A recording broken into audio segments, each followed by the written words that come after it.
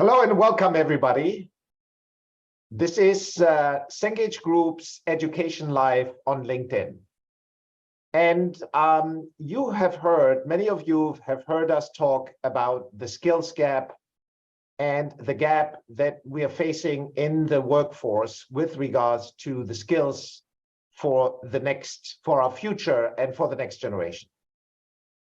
However, many times we have focused on that particular problem in the Western world, in countries like the United States or Western Europe. And today we will be focusing, and I'm delighted about this, we will be focusing on the fact that that problem exists everywhere around the world. And a specific region that we picked today was the Middle East and North Africa. And for every description that is a mouthful, we obviously need to find an abbreviation, and it's typically pronounced MENA. And we'll be talking with two experts who are in the region, and I have seen myself firsthand how this region has been affected by the crisis and the increasing dramatic impact from the employment skills gap. And I would also say that I have seen an immense amount of progress despite the crisis in the countries in the region, and we'll talk about those as well. So the situation can be dire, but it can also improve at the same time. And I'm excited, particularly excited today to be joined by two experts in the field. First of all, I want to welcome Dr. Ghada Ahmed Jassim, who is the chair of the Department of English Language and Literature at the University of Bahrain. And I'm equally excited to be joined by Dr. Afnan Al-Rashed, who is a senior technical specialist at Talimia, which is the project development arm of the Saudi Ministry of Education. Both of you, welcome to our discussion. Thank you. Thank you. I'd love to start our conversation by setting the context a bit here. When we have had these career skills development discussions in the past, much of the conversation has been focused, as I said, on the US. And I want to get a sort of a bit of an impression and a first-hand impression from you, and maybe I could start with you, Afnan, since you have both taught in the US and in the Middle East. How does this skills gap manifest itself in your region? Okay, thank you so much, Michael. Actually, first, I would thank you for inviting me to this event and to talk about the skills. And it's really important at this time. As you know, it's globally what we are focusing on is how we become skilled so we can go to the labor market and do our part in this work. So to answer your questions, I would say that let's talk about the purpose of education. As you know, in the US and Saudi Arabia or different parts of the world, there is a different why we learn. When I was in Saudi Arabia, when I was in the US, most of the people here, they get to education and work to the college to be able to go to the workforce and be able also to pay their bill. So their why is to support themselves. Here in Saudi Arabia, we do support ourselves, but it's not as strong as in the US because we still live with our parents. They support our basic need, but what our focus is, we need to improve our life. We want to be the best. We want to be having a better life, better lifestyle. So our why is shifting, and it's also shift from place to place and shift from person to person. It's dependent on their characteristics, it's dependent on their education level, and also depends on their family education levels. So this shifting, it's make us look the difference between these two regions, how the skills it's been different from the US, and how the way of their developing their citizen skills, it's different than it's being developed here in Saudi Arabia. And Ghada, if I could ask you to chime in on that, from your perspective, the skills gap, the situation, the why, as Afnan was saying, might be different in region, but the skills gap is it seems to be a very global phenomenon. What's specific about it in the Middle East and North Africa? No, I think with the adoption of technology in the workforce, now there is a huge growth in the job roles. I mean, there are jobs that we've never seen before, or they were not in high demand in the region or worldwide. But now with the emergence of these job roles, I mean, with the integration of the technology and the heavy reliance on artificial intelligence, we've seen some of the roles, like, for example, data analysts, application developers, software developers, and all of these require some emerging career skills which were not there. So they are specialized skills that are related to certain jobs. And this, I think, when we talk about the skill gaps, we should consider this aspect, because it is acute when it comes to the new emerging professions. But of course, that does not mean that we don't have any other skills which are independent from any field, from any job, that are still needs to be given some kind of consideration. Those are the empowerment skills, or let's say the employability skills, that are more related to the growth of the person.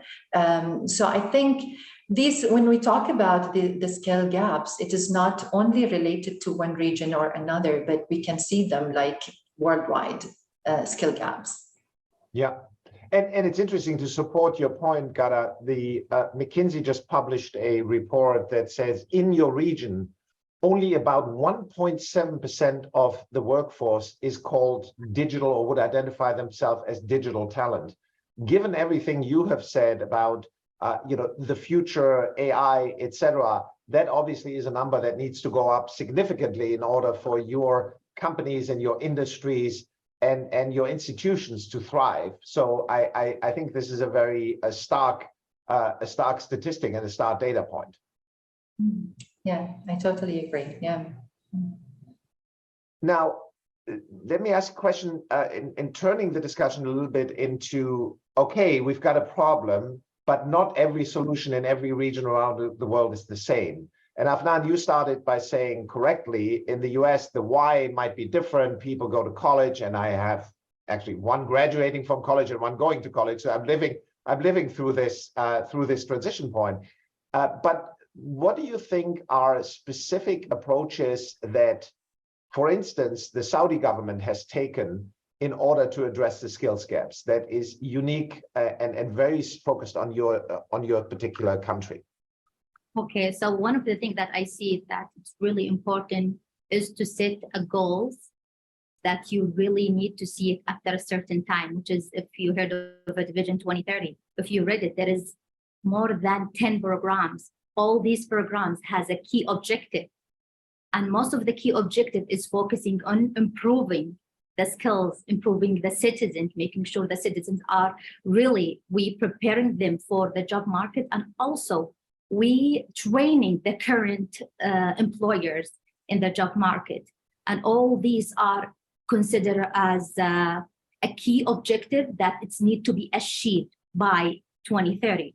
And from 2016, which is the establishment of this vision, there is really, we can see a huge improvement in the skills of the job market. We can see the increase of unemployment, and we can see also most of the organization and program, they start to open a training. It's not about one specific ministry or organization gonna focus on this objective. All of them, they have to focus on it, at the same level. For example, we have the Ministry of Communication and Information Technology. They open the future skills. It is like a program. It's all about future skills training, and they use the framework, the skills framework for the information age. This framework, they use it to develop or evaluate and develop the skills of the citizens. And also they use it to build what is needed training pathways, so they can train the youngs who's going to enter to the work market, and also develop the people who's in the market as well, so they all can have the same skills that's needed in this century or this years. And as you know, these framework, it's been changed multiple times. It is a worldwide framework. And every time it's been changed, the vision is not set by stone since 2016. No, they've been evaluated every year. If there is any change, they just add some of the skills that we need to teach it to our citizens, or to make citizens learn a lot about it, to use it in their job, the labor market. So as we have other, if I want to play this back, Afnan, we have other regions listening, what the Saudi government has done is set a clear goal, underpin it with very specific initiatives, but remain flexible as things will change, particularly in technology. I mean, AI is only the most recent example, but I think that that those key principles are the things that you are highlighting for the Saudi approach to it. And I want to come back to that because I think there's some other interesting aspects about the way that the Saudi government has tackled it. But Ghada, how does that resonate with you? Is that a similar approach in Bahrain, or is it different? I think it's similar because, as Dr. Afnan mentioned, that there is a vision. I think each country has a vision, and they are just following the initiatives for this vision. We have in Bahrain, the Kingdom of Bahrain, the Vision 2030 as well. And as Dr. Afnan said, it's flexible to any change, any improvement, according to the challenges, the emerging challenges that we are facing. Now, in Bahrain, for example, we have a very solid initiative as a result of this vision, which is the development of the employability skills portal.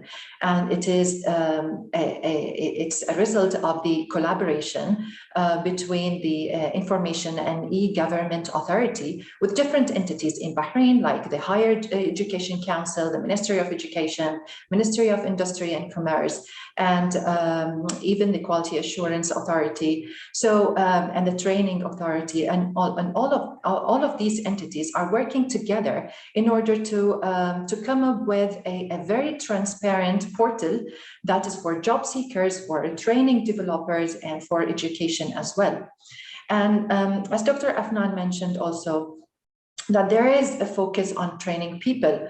So again, we have a kind of partnership between the government agency Tamkeen with the education institution Bahrain Polytechnic to train at least 100 people each year on cybersecurity. Now, this is a newly launched program in Bahrain Polytechnic, and that is that goes towards achieving the goal of training at least 20,000 citizens in Bahrain on cybersecurity. So the government is really pushing towards this initiative in order to close the gaps for the skills that are emerging. Thank you. And just to, as a quick aside, the people that appeared unexpectedly behind me, that was not staged. It was actually very pertinent to the skills gap, because I've been trying to get my air conditioning repaired in my apartment for the better part of the last 4 months, and they finally showed up. So I did not let LinkedIn Live interrupt it, because it's really hard to find skilled air conditioning technicians in this country. So just as a backdrop. But I want to come back to the specific approaches that you are taking in your region.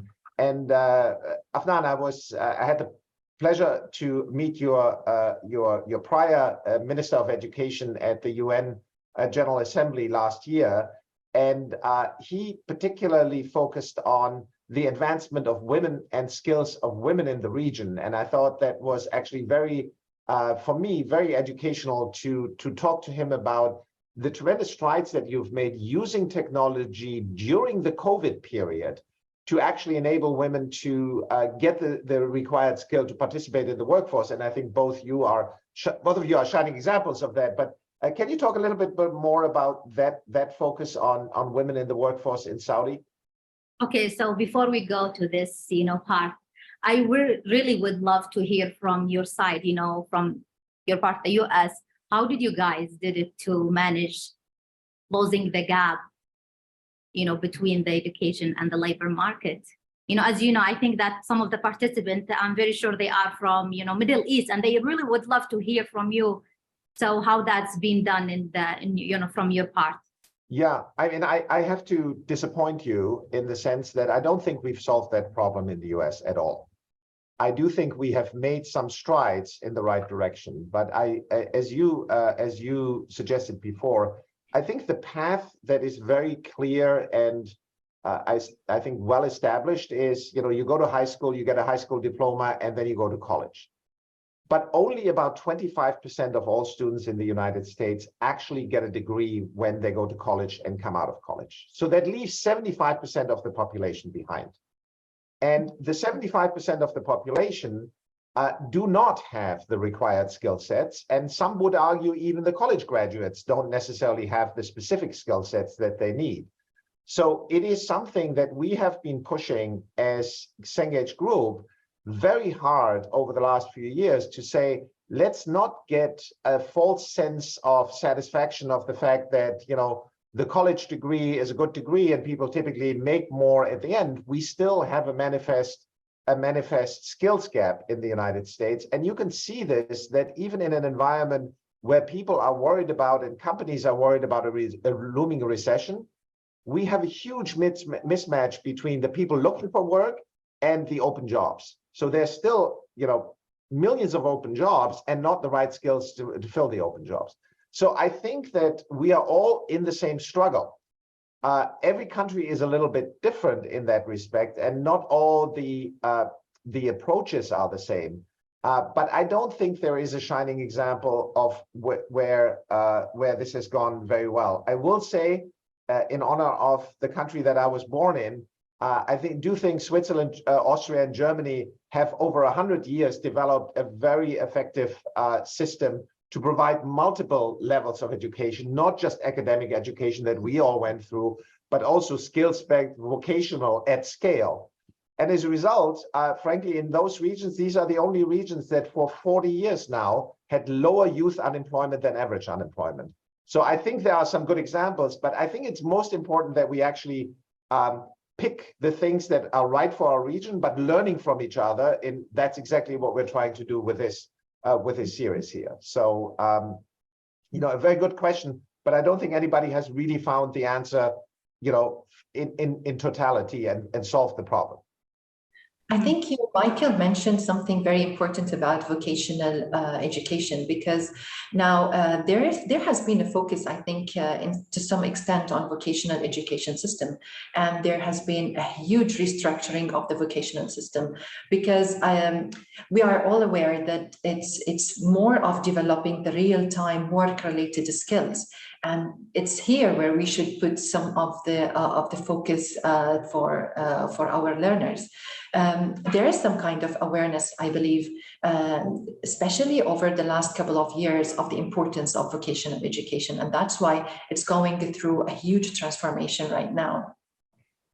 Yeah, I agree with you, and I see that, you know, most of the, even here in Saudi Arabia, I see that there's shifting the focus in the vocational and the pathway system. As you see that the high school, they changed the system to focus in a pathway that it's gonna improve or close the gap between, you know, the people who graduate from high schools and, you know, prepare the high schools to the university so they can have all the skills needed to, you know, get to the college or to go to the labor market directly without going to the college, or go to the vocational, you know, programs, or, you know, go to taking the diploma rather than taking a bachelor's degree. Yeah.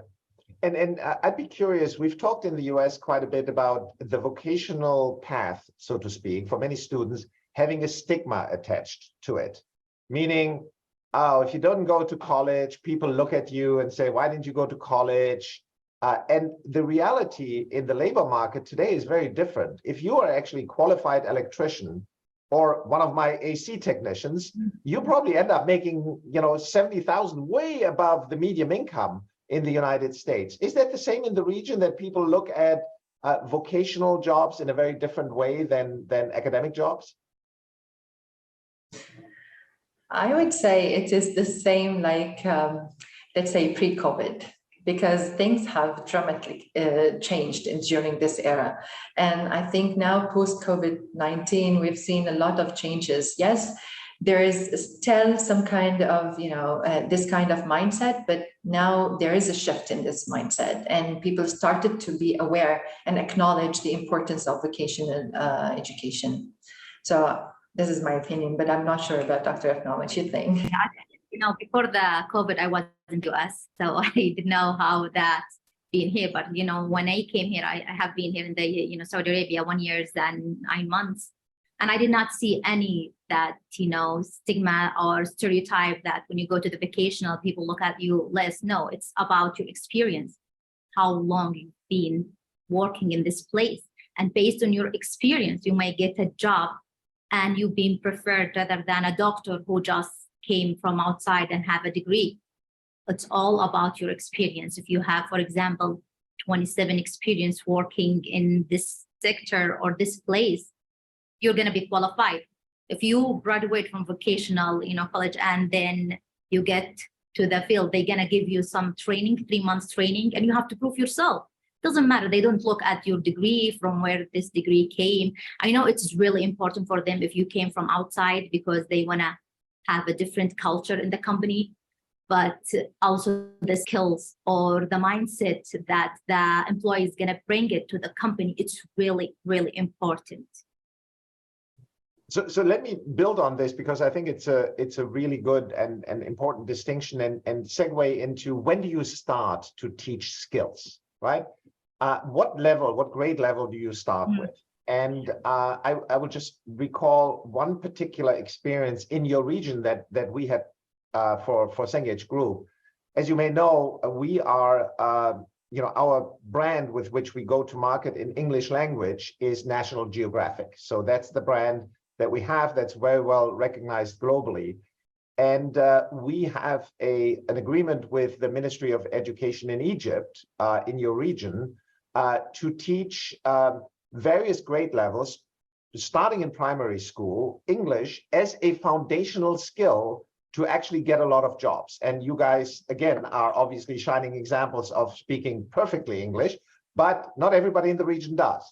And I was wondering your perspective, and maybe Ghada, I can start with you, is like your perspective on how important is English as a skill to speak the language in your region, and then when do you start?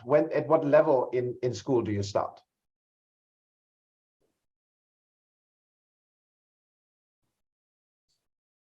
Okay, do I start? It's okay. Ghada? Go ahead, Dr. Afnan. It's fine. Okay, we actually here in Saudi Arabia, they start from first grade. They teach students English. And this is actually new. Before, it was not in the first grade. When I start my study, I did not start the English until I get in the, I think, 7th grade. But as you know, we have a different system every time. It's changing to improve the education. And when I came from the US, I found out that they started from the first grade, and they have to teach students about English and the skills of English and how it's important. And if you go outside, most of the people, they speak 2 languages, the youngest, but not the oldest. Any person who graduate, for example, 2010, you're not going to have a lot of percentage of them who speak English, but the youngest people, they do speak English.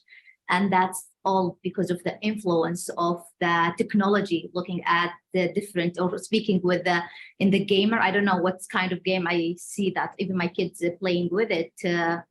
I forgot the name of it. And speaking with the different people around the world, that's make them, exposed to it. They learn it in school, and now they are able to practice it while they are playing in technology. So it's really helped them to improve their language. But if you ask me, does that include to all students? Of course not. I will get to that. As I told you in the beginning, it's depending on the characteristic of the students and also the characteristic of the environment that the students live in. If the students, lived in an environment that it's being pushed to learn English, so they're gonna take it from the from the school, they're gonna try to practice it while they playing, and also they try to do it in their real life. But if the students live with the environment that don't care about English, if they go to the school, they just look at it as it's not, essential, because they don't know the importance of it and how they use it in their life.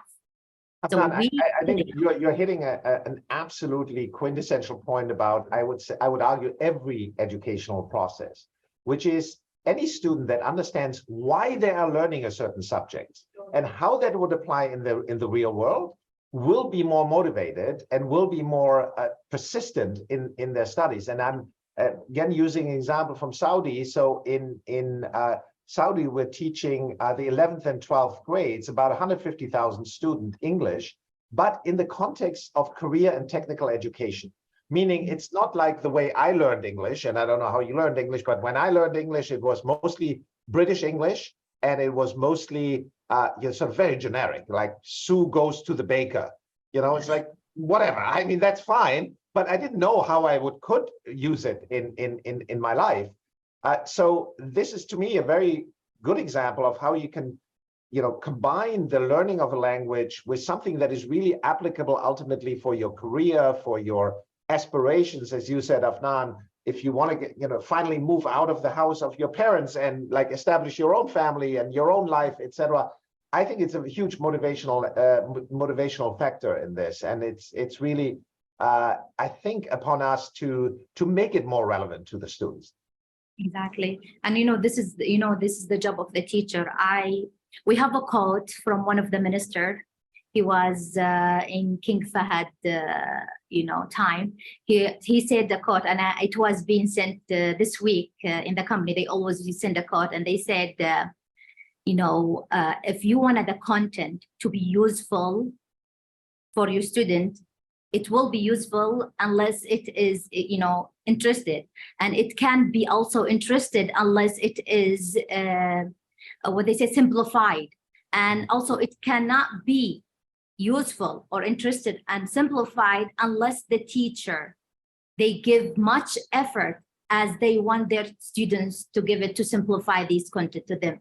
So all these, the gap that you guys talk about it, I would say the heart of it is the teacher, because the teacher can shorten the gap between what he or she give the students in the schools and link it to the real life and tell them how it's important to use it and where they can use it. Because as you know, children, they are not developed enough to recognize the importance of the thing that they take it in the classroom.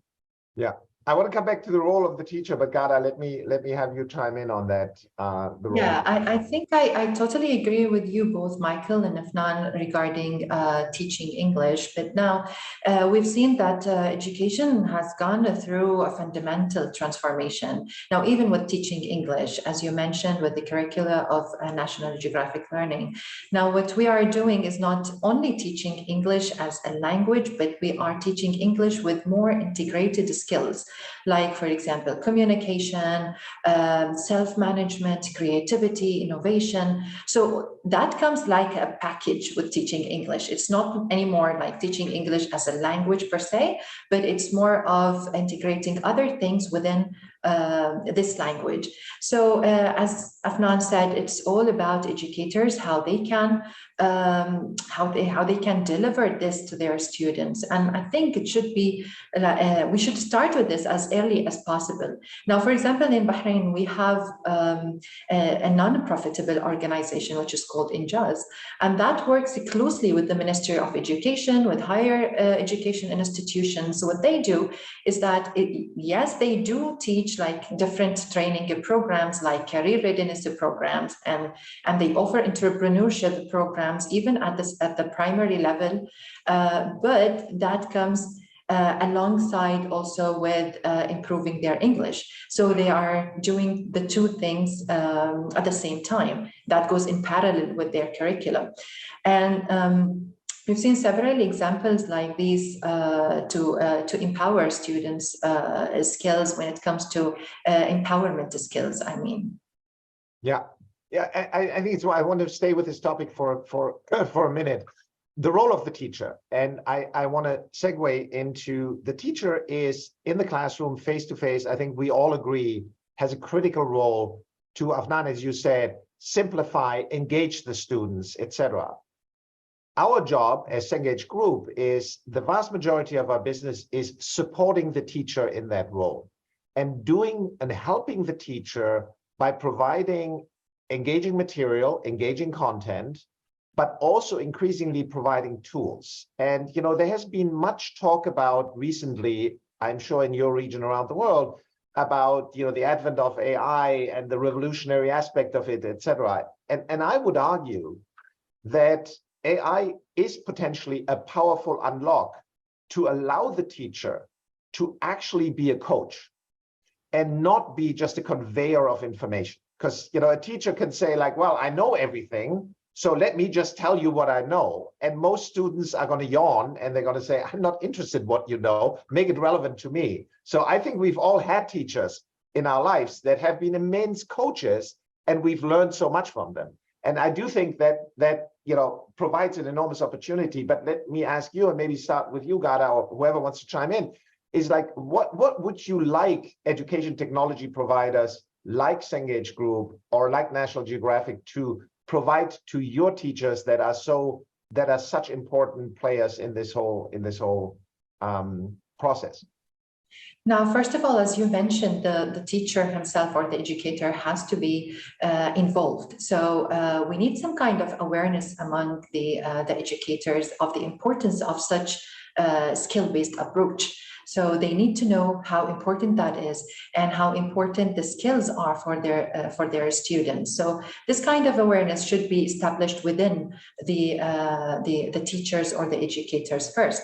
And of course, we need some kind of, now because we are talking about a whole load of skills, whether these are specialized skills for the emerging professions, or we are talking about the employability skills that are more of the personal growth skills, then we need a kind of a web-based applications where they function as a tool for the students and the teachers, so they can mix and match between different skills, and they can contextualize their career paths. So I think that would be useful from the EdTech providers. I agree with you, Dr. Ghada. I absolutely agree with you. And also I would love to add something else, which is from, you know, I would say the education psychologist perspective, which is we really need to, when we give a teacher any books or any, you know, class they need to teach it, we need to tell them that there is a different teaching strategies. You cannot just pick one teaching strategy. In the classroom, you're going to have a different level of the students. So you need to use a different teaching strategy so you can get to all the students at the same time. And when you know, graduate your student from this level to the other level, they all going to have the same skill that's being taught in this book. So don't just stick with one teaching strategy or one way of delivering the information to just, you know, finish this job, but just use multiple way of teaching strategy. And one of them, you know, using the technology, using, you know, there is millions of teaching strategies that it is related to the subject itself. So that's really going to be, you know, important if you guys, you know, include it in the guidance for the teacher. You can use this teaching strategy and a different multiple teaching strategy for this kind or level of the students, use this with them, and other level of students use this with them. So that is going to be really helpful for them. Got it. Let's talk about employers.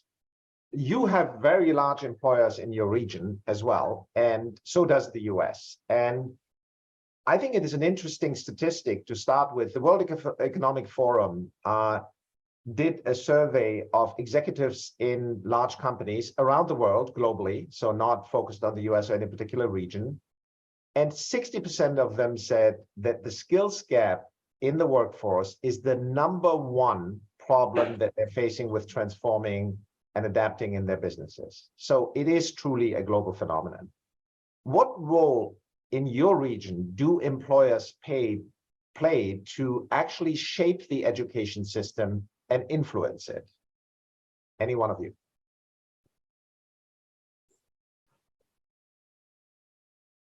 Is Saudi Aramco saying we need more cybersecurity specialists, and are they coming to the schools and to the Minister of Education, or are they taking a very passive role and say, yep, whatever you give me, that's what I get? I think everybody is involved on it. It's not just, you know, specific organization. all organization or commission are involved in the development of the skills role. And as I said in the beginning, we have the Ministry of Communication Information Technology. They keep evaluating the employers and give them more, a preparation to prepare them and close the gap. I will be honest with you, the gap is not going to be closed 100%, but they try themselves to train the teacher. In a year, each employer, they have to have at least 3 training programs to make sure they get closer to what the company needs or the goal that the company have to follow. And it's not just one company or one organization or commission goals to do that. It is a different company. For example, we have Sadaya or SAI. They will say that, okay, we're going to come and give you a training program for your employers about cybersecurity to improve their knowledge and awareness about it. It's everybody in around they have in the care objective that this certain of goals need to be met. And Ghada, you see the same thing in the part of your region? Yeah, I think so, because now I think employers are aware that the link to education institutions is important. So they've started to reach out the education institutions through training programs, and they started to give their needs to the institutions based on their own needs. I mean, based on the statistics that they have. And we see like an active relation now between the workforce and the education institutions right now. And that is, it's all because of these emerging career skills. Now they know that they cannot close this gap or reduce this gap alone, and they don't want to invest a lot of money. I mean, getting the graduates and then investing in training them, but they want to get like ready, trained graduates. So that's why now we have seen like this kind of a strong link between the workforce and the institutions, education institutions. Which again, I mean, coming back to where we started, the discussion we had about how, the market, the employer market is linked to the education system and has that gap closed. I think this is, this is a great statement about your region, that the employers are actually taking a very active role. I don't think that necessarily was the case for many years in the United States, where everybody just trusted the education system is going to produce the right skill set, only to find that it didn't.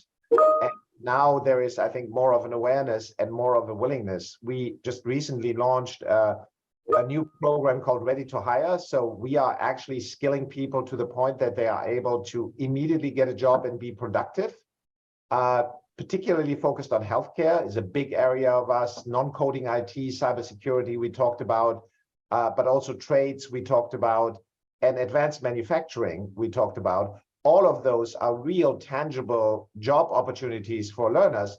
But as you said, Ghada, there is no point if I have somebody that has a very fancy degree, but absolutely no idea about cybersecurity. And this is the kind of mismatch. And it seems that in your region, those discussions between employers and the labor market and the educational institution seem to be happening, which is great. Yeah, I think it's for any successful transformation, there has to be fundamental pillars. And here we are talking about the education transformation. So we need at least collaboration between the public sector, where we have policymakers, and then we have the private sector for expertise, and then we have the education institutions for executing these initiatives that we have. So it's without these collaborations among those entities, we cannot really have a successful education transformation. Got it. So as we're coming up on time, I want to finish up with what I typically do when I do internal town halls at Cengage Group, and give you a chance to ask the audience. What is your ask of the audience? We have a global audience of educators, employers in your region with your personal mandate, what you are trying to accomplish. How can our audience help you? Because I want to really see this as a as a call to action, and then obviously we'll continue the dialogue on LinkedIn and hopefully establish some useful connections between what you need in your particular job in the region, and feel free to be as selfish as you can be. What would you love to get from our audience here that would help you accomplish your objective? And Afnan, let me start with you. Oh my gosh, that's really, it's not an easy. But for the meantime, I would say that we are in the time where artificial intelligence, it's really, really in the top high. And I would really love to see that the appropriate way of using it in an advantage way for the education. How can we teach our students or our employers how to get benefit from it, rather than just copy and paste from it and use it as a cheating tools, but using it as a tool that can improve our skills or improve our way of presenting ourselves. This is, I feel if we got something that could teach our students regarding it or our employees, we're gonna get, a high potential or high advantage of these kind of tools that, support artificial intelligence. Got it. Gara? We need to see a positive attitude towards this skill-based approach. Without this positive attitude, we cannot really have a successful transformation, as I said. We need the students to have positive attitudes so that they succeed in their careers. We need educators to be positive about it as well. Because we've seen a lot of challenges. Yes, we are having steps and initiatives to employ this kind of approach, but definitely we are coming through a lot of challenges. And without, having everyone on board, acknowledging the importance of this approach, we will never be able to reduce the skill gaps that we were talking about. Absolutely. I would second that. And let me combine both of your answers, the positive attitude answer and the answer around AI. And, I want to frame it this way. I do think we have been working with artificial intelligence for many, many years. And as many things in education and in technology, often people overestimate how quickly things can have an impact, but they also underestimate how big the impact will be. And I do think the same holds true for AI. I think it will have a very, very big impact. We are very excited about what it can do to free up the time and the focus of the educator to do what they are really best at, which is coaching and mentoring and helping and guiding students. And for that, I do think there is the key distinction between the positive attitude. I have yet to see a chatbot that has a positive attitude. They have a very neutral attitude, but they don't have necessarily a passionate or positive attitude. It's a neutral attitude. And the human element that you, Gara, are describing, I think is going to be critically important no matter where the technology goes. And I don't see a scenario, and I hope I'm not going to see it ever in my life, that human attitude is being displaced by technology. I don't think it ever will, because we have something that computers don't have. We have emotions, we have feelings, we have reactions, we have anger, we have passion, and we have drive as a result of that. So I'm looking forward of what we can do with artificial intelligence, and we are unveiling a few things in the near future around this that is very exciting, but none of that will take away the importance of the teacher and the passion that we have. And I think both of you are shining examples of that passion and that dedication that you're bringing to your roles in the region. And I want to thank you again for joining us today. And I want to thank you for all the work that you're doing. And we are proud to be your partners with National Geographic, and we'll look forward to continuing the partnership. Thank you. Thank you so much for your Thank you so much. Thank you. Thank you. Bye-bye. Bye.